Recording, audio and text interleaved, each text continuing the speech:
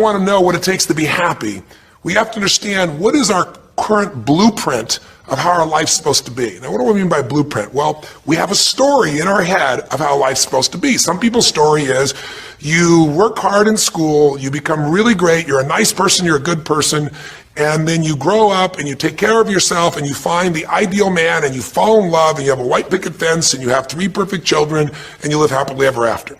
Somebody else's story, the old story was you work really hard in school, you excel in college, you go to work for a big corporation, and you move up through the ranks until you're the president or chairman of the company, and you become successful and respected throughout life. These are some old stories. Obviously, the stories that we hear today of what people's lives are supposed to be like are completely diverse. We no longer have these little archetypes, but one archetype still seems to remain. And that archetype is, in order for you to really feel like you're enough, many people believe they have to achieve an enormous amount. They may do it in different ways today. They may do it by building a company and taking it public when they're 27 or 25 years old, or they find and create a new technology, or they become a very special doctor. But we live in a culture in the West that teaches people that you're not enough unless you do something really special and unique, and we define special and unique in interesting ways.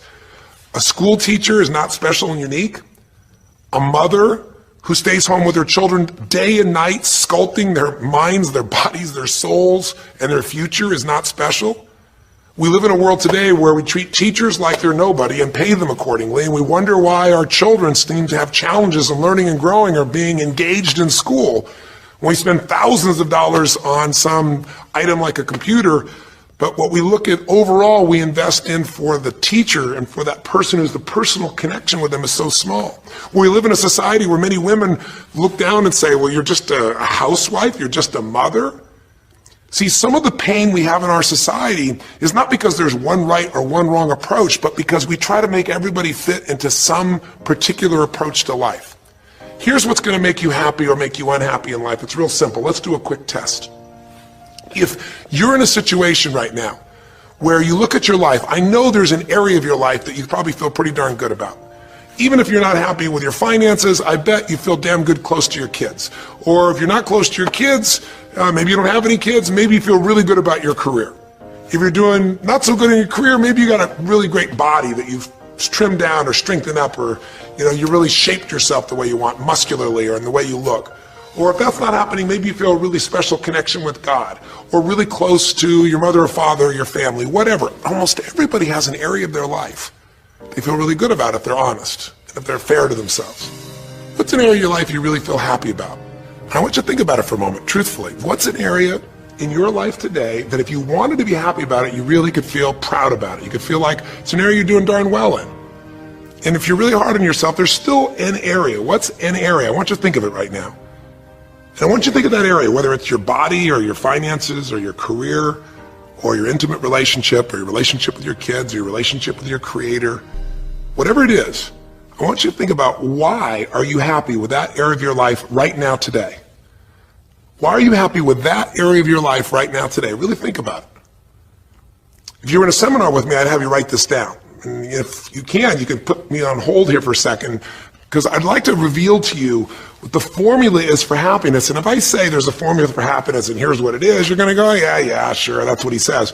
But if you put down the answer and we can see the formula is real without me telling you what it is, you get to look at your own life and say it matches. You're going to know this is right. So you could stop this right now if you want, put me on hold, and just write down what's an area of your life you're really, really happy about, you're really pleased with, or you could be if you wanted to focus on it. And why are you happy with that part of your life right now? Even if you're not happy with everything, what's the area you're happy with and why? Put me on hold right now, or if you're not going to do that, just think for a moment. Why? Specifically, be real. Why? Now, when I ask this, if you turn me back on now, if I ask this of an audience, I'll have people write this down for a few minutes, and I'll call on people, and I'll say, share with the person next to you first. What are you happy about, and why are you happy in that area? And be specific. And after they share, I'll have people stand up, I'll call on a variety of people, and I say, ma'am, tell me, what are you happy about? And she'll say, well, honestly, I'm really happy with my body. She goes, I never thought I'd say that, but I used to be so unhappy with it, and I did some things, I pushed myself through, and now I exercise regularly, and I'm not perfect, but I feel fit, I feel strong, I feel energetic, and that's really, it just feels good to me. Now, I say to everybody, I'm now going to show you what the formula for happiness is. And it's real simple. I want to reveal it to you so you don't ever forget it. Whenever you're happy with an area of your life, it's because right now, your current life experience, I call it your LC, your life conditions, the conditions of your life conditions in that area match or are equal to your blueprint, your story, your belief about how life should be in that area. So this woman says to me, I'm really happy with my body because it's not perfect. Her blueprint is I don't need to be perfect, but it's so much better than it was. I'm fit and I'm strong and I have this energy. Her mental blueprint says I should be fit, strong, and have energy. I don't need to be perfect, but I should be that way. Well, when my life, my body matches how I think it should be, I feel good about my life. I'll ask somebody else. I'll say, tell me an area you're happy with. Someone else will say, well, I'm really happy with my career. And why? Well, I'm doing better than I even thought I would be. I mean, I'm ahead of the schedule of where I hoped I'd be at this stage. I'm working at this level in this company, and I have these skills and this ability, and it's even better than I thought.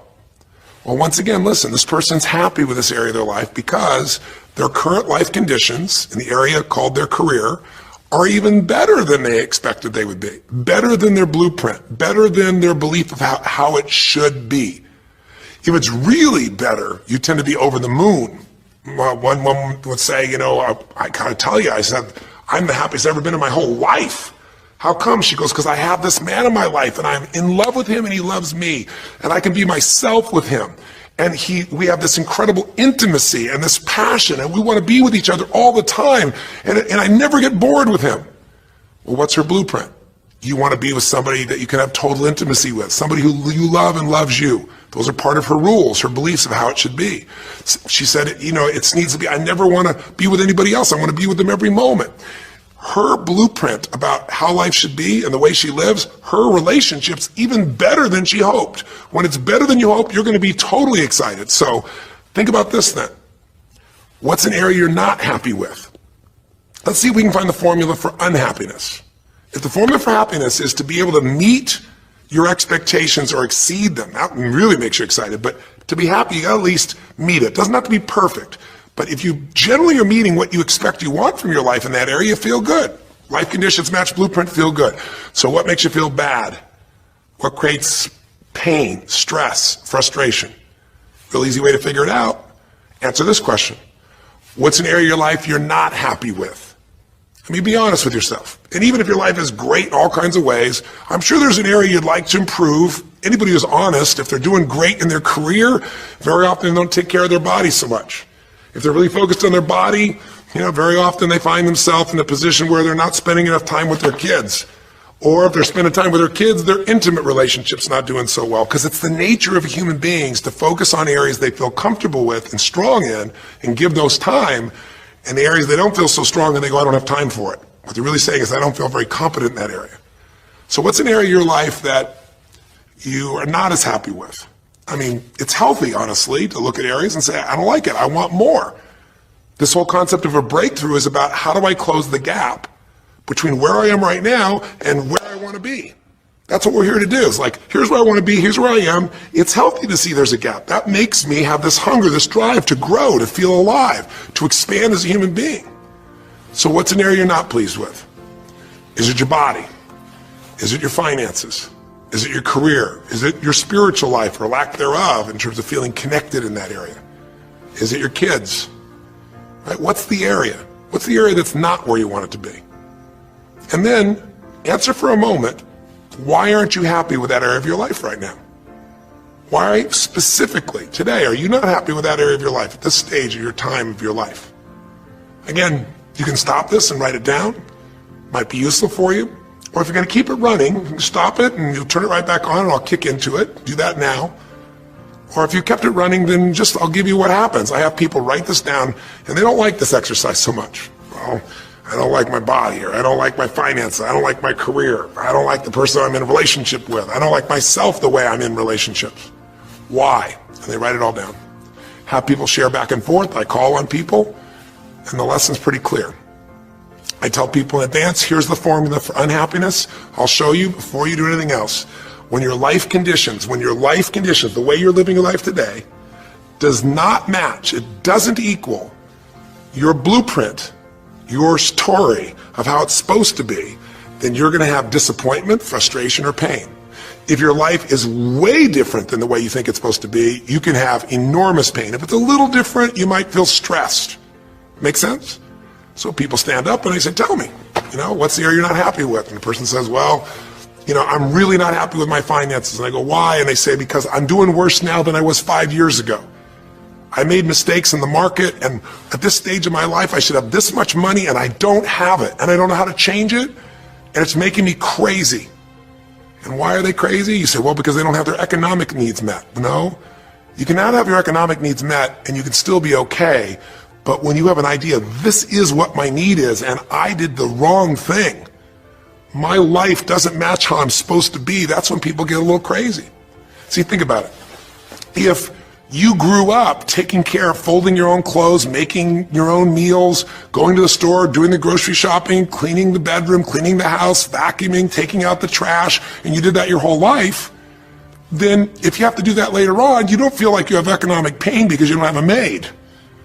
But if you grew up in an environment where everything was done for you, you never have to work, and now suddenly you have to work incredibly hard to just pay enough money to pay your bills, and all of a sudden food is building up and the house is dirty and your clothes aren't folded and nothing matches, you might find yourself really angry and frustrated because you have a different story about how life's supposed to be than how it is. Someone else will say, well, I'll tell you why, because I'm in a situation now where, I'm 30 pounds heavier than I should be. Should be is the key word. There are people in all cultures who love being big. There are people that will walk around and someone else might think they're massively overweight, but they're going, I own this, honey, and they really, truly, they match their blueprint. Big is beautiful, because their idea is big is beautiful. I'm big, that's beautiful, matches my blueprint. Rock and roll, I'm happy as can be. Somebody else can look like a twig and be stressed out saying, I hate my body, because their blueprint says I should be the skinniest thing on earth, and I'm not skinny enough. Am I making sense? When your life conditions don't match your blueprint, you're going to have pain. But here's when you suffer. When I ask people, who here has been through the dark night of the soul? Who's been here in a situation where you feel like life isn't worth living, or we feel like a pain that just will never go away? And a lot of people write down those experiences, like Joaquin. So you'll begin to understand what the issue is I'm talking about here. Joaquin, if you recall, was in a situation where this man felt like there was no reason to live. He couldn't work, he couldn't do anything, his life was worthless. Why did he think that? Because he had a blueprint. And his blueprint said, I need to be an NBA basketball player, at least a professional basketball player. I need to be able to make money and have this great lifestyle, because that's what makes me worthwhile as a human being. That's what makes my family respect me. My mother, my uncles, my aunts. I'm the successful one in the family, and I make the money. I support everybody. He's a good man. He didn't come just to be successful. He took care of his mother, his family. He tried to be an inspiration for people. Joaquin Hawkins is a man who was always going out on his free time and training kids and showing them the pathway to freedom, how they could play basketball and get free like he did and get out of the inner city. So this man was not a selfish man, but he knew this is the way to be worthwhile. This is the way to be able to give to people. This is the way to take care of your family. And all of a sudden, one night, what happened? That way was taken from him. He has a stroke. And in the middle of the night, his life conditions make it impossible to be who he has to be, or he feels like he's worthless. You get it? We have an identity. We have a story of how we're supposed to be. And if life somehow gets in the way of that story, we feel pain. But if we feel we have no control, that's when we go into suffering. See, it's one thing to say my life doesn't match my blueprint, I gotta lose weight. That might stress you out. Or my life doesn't match my blueprint, I'm not in a relationship, I gotta get in one. That might motivate you even. You might not like it, but you're gonna find a way to get in one. Or my career doesn't match how I should be, you could change it. But when you start believing that your life doesn't match your blueprint, and you have no control to change it, you're helpless, that's when people suffer. And so this week, for your breakthrough, it's a chance for you to start to take a look at your blueprint anywhere you're really having pain. Hey, look, if you're doing great in some area of your life, celebrate it, of course, and I'm sure there are many areas you are. But life is really a series of growth spurts. I mean, two things in life make you feel alive: growing and giving. And what's really wonderful about this man, Joaquin, is he was constantly growing, trying to get better, trying to be a better teammate, a better basketball player. Think about it. When he didn't make the teams and he didn't make the NBA, he didn't give up. He worked even harder. The guy was always striving to become something. And he became it, and he achieved it, and then life took it from him. Isn't that the common denominator with so many of the people in the stories of this 6-part series that you saw, these 6 specials? I mean, Frank and Kristen had a blueprint of what life was supposed to be about. We're supposed to get married and have children, and we're going to have our own business. And all of a sudden, life doesn't match the blueprint. And suddenly, there's depression. Because in their case, they said there's nothing we could do. But they were wrong. They were wrong because they discovered, and Frank discovered, I can make a difference in my wife. The chair, even though I didn't create this and didn't ask for it, this chair does not define me. I can become more than I was before. I can have the impact with my wife. I can have children. We had to change his blueprint because we couldn't change all the conditions of his life. Does that make sense? I couldn't get him to physically walk again. Maybe someday he will, but we can't count on that. What we got to count on is that he can be fulfilled by seeing he isn't helpless. And I did that through a series of experiences that violated what he thought he couldn't do. The same thing was true with almost every one of the people we worked with at some level. And in Joaquin's example, it was also true. Joaquin said, well, I can't ever have this quality of life again because I'm not a professional basketball player. And he was locked into that mindset, and all of us get locked at times. But to his credit, to a system of steps, we were able to break him out of that. We were able to get him to see that he isn't helpless. Because here's your choice. Watch this now. If you're suffering, if you're in pain, your life doesn't match how you think it should be, and you think you're helpless to change it, now you have only 3 choices. Choice 1, blame something. And that's what Joaquin did, if you recall. He blamed his coach, he blamed what happened to him, and of course these things were outside his control. But he blamed his coach. And a big part of the healing, if you watch this session, was bringing his coach in and getting him to see, hey, you know what, all that anger, all that resentment inside of you, Joaquin, A, it's not based on the truth, and B, like Nelson Mandela said, having resentment in your soul is like drinking poison and hoping that your enemy will die. It doesn't work that way. And when Joaquin was able to break out, his breakthrough was a change in perception, to realize this coach wasn't stopping me. I just felt like I lost everything, and so I don't know how to change it, so I'm looking for something to be mad about, someone to blame, so I don't have to blame myself, or I don't have to feel so helpless. Because when you're angry, you don't feel so helpless. You feel strong for the moment, even though it's a fake strength. When he was able to make that breakthrough, he could stop blaming. Because these are your 3 choices. When life doesn't match how you think it should be, blame something. An event, someone else, or yourself. As we talked about earlier in this series, blame games just destroy you. There's no progress when you blame. For the moment you feel okay, but nothing changes. What are your real choices? You only have 2 choices in life. If life doesn't match your blueprint, you either have to change your life. That is, you got to say, you know what, my body isn't there, I'm going to go work out. My relationship isn't there, I'm going to change it. I'm not making what I got to make, I'm going to retool, I'm going to get a new skill, I'm going to go back to school, I'm going to start a business, I'm going to do something. You have to do something to change your life. Or, in order for you to be happy, if you can't change your life, you're going to have to change your blueprint. Usually in life, it requires a little bit of each. Does that make sense? And if you change your life and change your blueprint, you can have an extraordinary life. And what you witnessed this man do was, once he let go of his anger and his denial, once he started to look at things, he began to find, by spending time with his family, that he was worthwhile being loved whether he played basketball or not. Of course he'd love to play basketball, but professional basketball was no longer a part of it. And we got to get Joaquin to shift that. And Joaquin is a metaphor for all of us. Because all of us are going to have times in our life when what we want or think life should be like isn't going to match how life really is. Those moments, if we blame, our life goes into pain. If we change, we can change our life and match our blueprint. But we have to also know when it's not within our control. And that's how we're able to make a shift and change what our story is for our life, what our expectations are, not by lowering them, but by changing what that model really is. I hope this makes sense to you. I'll give you a great example. Years ago, I do a lot of work with business people, celebrities, people of all kinds of walks of life. And I was dealing with a group of people, and they knew a very, very powerful celebrity. And to give that person privacy, I won't tell you too many details, so you can't figure out exactly who it is, but it would be a person who was very successful as a woman, who was extremely attractive by cultural standards, a woman who's had a lot of dear friends, a lot of deep respect, so great skill, great ability, extremely talented, quite attractive, quite wealthy in financial terms, and lots of great friends. This would be, for most people's idea, the ultimate blueprint. If your life matches that description, you must have an incredible life. But ironically, this particular individual, as famous as they were, was depressed all the time. They had seemingly everything, and yet the person was depressed. How do you get depressed when you're smart, and you're strong, and you're beautiful, and you got great friends, and you're rich, and you're famous?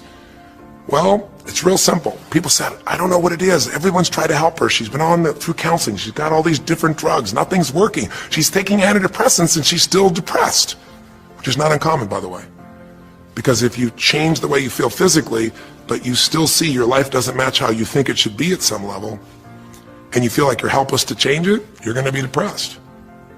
So I said, bring her to me. I said, I can help her. I know that sounds like hyperbole, but I absolutely can help her. Well, how do you know that, Tony? Because I already know what the problem is. I know if someone's depressed, it's because they feel helpless because their life doesn't match how they think it should be. I just don't know what her blueprint is, but we'll find out what it is, and we'll either help her change her life, or we'll help her change her blueprint, or both. Long story short, and very quickly, I'll tell you the core of it. She came to me and she spent maybe the first half an hour telling me, apologizing, saying, I know I should be happier. I know it's silly for me to be depressed. I don't know why I'm so depressed. I know I should be grateful for what I have, and I am grateful. And it was all these reasons why she knows she should feel good, but still didn't. And I try to finally explain to her, listen, I don't care about that. I care about you. The fact that you're not happy has nothing to do with what you have or don't have. The fact that you're not happy is that your life doesn't match the way you think it should be. And you have some idea of how you think it should be. And worse, if you're this depressed after all this time, you feel like you can't do anything. You have no power to change it. You feel helpless. And she looked at me in a certain way, and I said, so what is that? What did you want your life to be like? She goes, well, it sounds stupid. I said, it's not going to sound stupid to me. She said, well, I don't know. I just always, since I was a little girl, dreamed that I would be married, and I would have 3 basically perfect children, and they would love me totally, and I loved my husband, he loved me, and I said, okay, so how's that working for you so far? And she said, well, I think you know, because she's a pretty famous person. She said, I'm divorced twice, I have no children, and I'm now X age.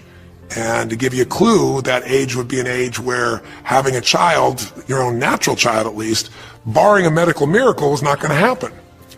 So I said to her, well, why don't you just adopt?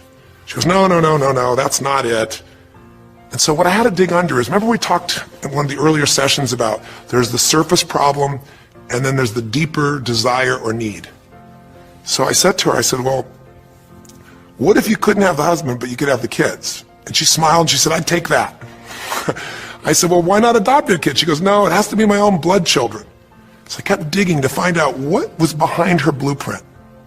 Because your blueprint is just a projection of what you think you need to be happy. But as human beings, we're notoriously ineffective at knowing it's going to make us happy. So much that we think we're going to make us happy, we get there and we go, is this all there is? So many things that we think are going to make us miserable and we can never deal with, we go through it and we can handle it. We're not good at projecting these things. All kinds of studies will show this. So I said to her, well, what are you hoping to get from these 3 children? Why do they have to be your blood children? And she finally said, well, if they're my blood children, I know they'll always love me. They'll never leave me. What was she looking for? Unconditional love. She had this big blueprint that said, White House, picket fence, 3 children, perfect husband, all these different things. But what was behind that was a need to feel like she could have love that would be certain and wouldn't go away. So I can help her meet that need. So I said to her, I said, well, maybe one reason you don't have a husband is because every time you look at one, you're trying to figure out if he's going to get you those 3 kids in time and how that's going to happen. And maybe he feels a little stressed when you're looking at him this way because he can feel what's going on behind your bed, even if he doesn't know what the words are. And she started to laugh. She goes, I guess I've probably been that way a good portion of my life. And she goes, people wonder, why I'm so uptight. I said, you're uptight because You felt like you're running out of time trying to meet some picture. But I said, all you really want is love. I said, don't you have a lot of love in your life? Tell me about your friends. And gradually, I got her to start seeing this love that she was trying to get was already here. It didn't match the picture. Maybe we could paint a new picture of what life could really be like and make sure that picture met her deepest needs. That's basically what we did with Joaquin. Joaquin wanted to be a professional basketball player because he loved basketball, yes, but also because he wanted to be that man who was a leader. He wanted to be the man who was the good man. He wanted to be the one who brought energy to people. He wanted to be the man people would look up to. He wanted to be the man who could take care of his family in style, all of his family, not just his daughters and his wife, but other people as well. Underneath it all, he wanted to know that he mattered.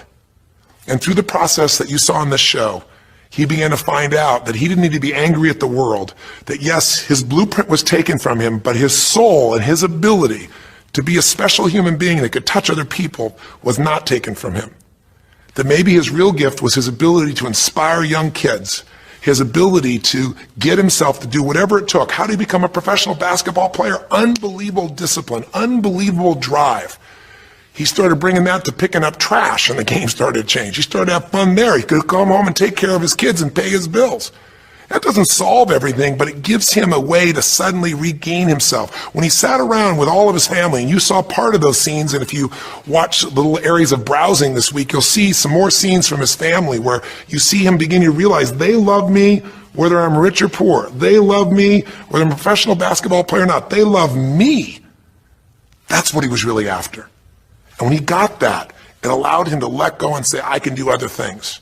That doesn't mean he won't have challenges. We're all going to have challenges in our life. It doesn't mean that at times he won't wish he's doing more. But he's no longer stuck. He's broken through because he now knows I have control. I can change my life or I can change my blueprint. And when I do, I can fulfill it. I can start to feel that aliveness. Now here's the trap. What do you think happens once you fulfill your blueprint regularly? Once you figure out how to do what you always dreamed of? You always dreamed to live a certain way, and now you're living that way every day.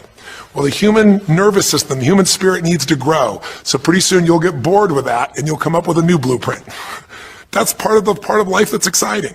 See, if you and I from this day forward are going to be happy, just remember what we've said. It takes two things: grow and give. A meaningful life comes from growing, that sense of progress, and it comes from having life not just be about me, but about we, doing something that makes me feel connected to other people besides myself. That growth, that sense of contribution fills a deep spiritual need that we all have.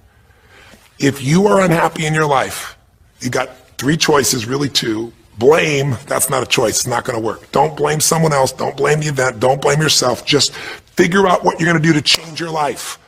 That's my specialty. If you like my coaching or my team's coaching, come visit with us. Come to an event. Come get a coach. Come to a program, and we'll guide you through it more than just a few minutes like this, and we'll do it directly in an environment that'll shift you. Or change your blueprint. You're going to have to rewire what's going on inside, and that's what we focus on as well. So I hope this journey has been an interesting one for you.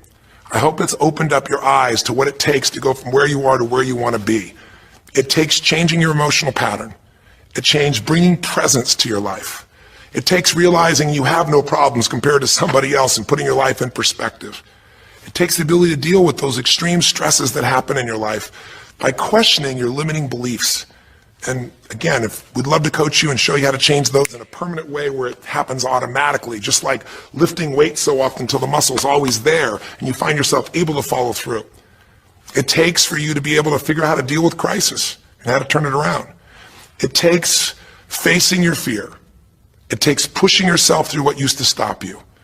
It takes putting yourself in a position where you connect to what's more important than just yourself, what you value than just yourself. And it takes, I think in this case also, the ability to realize that no matter what happens to you, you're more than that moment.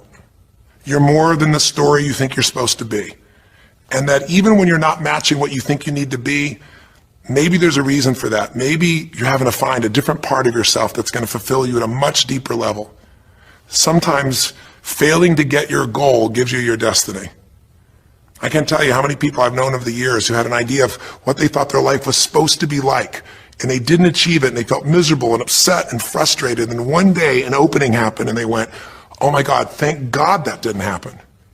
I think it's Garth Brooks had a great song, And it's a song about when he was in high school and he was in love with this girl, infatuated with her.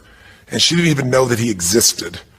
And he prayed to God every day that she would notice him, that she would fall in love with him. And then sure enough, she never did. He was so disappointed. His blueprint didn't match. His life didn't match it because she didn't even know he existed. And he felt this suffering. He could do nothing to turn it around.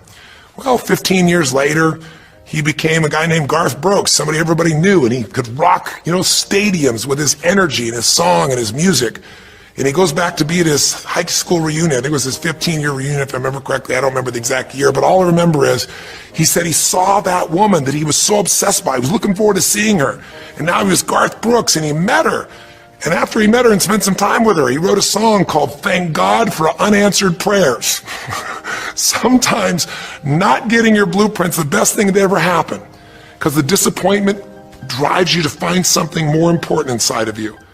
Or not getting it makes you look for another aspect of your life, a spiritual aspect, a family aspect, a physical aspect. If you can just trust that life doesn't happen to you, it happens for you, then you can find in any situation a benefit that can take your life to the next level. I don't care if you're Frank and Kristen. I don't care if you're, Mandy and Scott. I don't care if you're Joaquin and Kim. Every one of us in our life is going to face situations where it feels like we have total trauma, something that's been taken from us. The real question is, what are you going to do with it? Some people just live in their story of what they don't have, and they have the right to do that. If Frank and Kristen lived in pain and felt bad, we'd all say they have the right to do it. It's the difference between what you have the right to do and what you deserve to give yourself and others.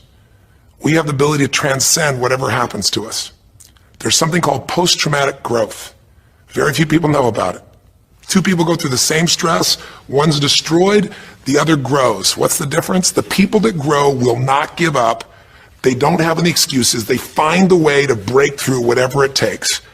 And when they do, three things happen. Number one, they realize who they really are and what they're capable of. They realize they're so much stronger than they thought they were. And number two, they deepen all their relationships.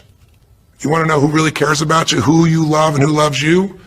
Go through some tragedy, go through some hard times. All your Facebook friends go away. Your real friends, your real family shows up for you, and you show up for them, and it deepens your relationships. And the third thing happens, if you can push yourself through and break through whatever challenges life gives you, is each time you have a breakthrough, you get stronger. And it almost like builds a psychological immunity in you, where suddenly, all of a sudden, it's like stuff happens, you know stuff's going to happen, and you're not scared of it anymore. Because after you've been through a stroke, after you've been through, losing the use of some of your body, your senses, after you lose a family member, and you break through to that, you get to the other side, it's like, give me your best shot, life. It's almost like there's this psychological immunity that says, I'm ready for whatever life will give me. I don't want challenges, but if they're here, I know I can handle them. That strength of spirit is what creates a sense of freedom and joy in life. And that strength of spirit basically comes from living a life where you are constantly and never-ending flinging away to improve yourself and to help others. That's my mission. And if we can serve you again in the future, I hope you'll check us out. There's three ways you can continue to participate with us. You can come to an event. Come have an experience with us live at a weekend at our Unleash the Power Within or our Date with Destinies. I think you'll find it's very different than just sitting here talking to you quietly, sitting in front of your computer screen. It's a rock and roll environment. It's like going to the ballpark and having one person sitting there talking to you versus being in the ballpark or the rock and roll concert, with 50,000. There's an energy and a power that comes from it. Second is there's immersion. Here we talk for an hour, there's distractions and emails. There it's total focus, and we go for immersion where literally what we did here over 6 weeks, a few little conversations, all that happens over and over again multiple times a day, and you get that shift. So come to an event or call up and get a coach. We have people that you can work with and have a free coaching session and make sure it's really valuable for you. But these are people that can check in with you to help make sure you break through, you make the changes you want to make in your career or your finances or your body or your emotions or whatever area matters to you.